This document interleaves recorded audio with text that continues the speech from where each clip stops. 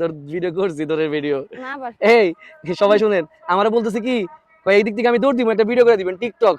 এই যে TikToker Farzana, TikToker Farzana না আমি। এই যে সাপরি ফারজানা, বেয়াদব ছাড়। তুই টিকটকার মানে সাপরি। তুই ছাপরি। আচ্ছা আচ্ছা, শোনো, বলছি কেমনে যেন দৌড় দিবা একটু দেখাও তো, দেখি কেমনে দৌড় দিবা।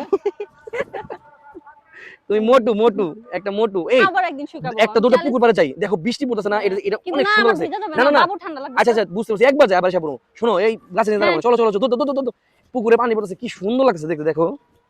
ওয়াও, তোমারও সুন্দর লাগছে। এই পুকুরে একটা লাফ দিবা এখন।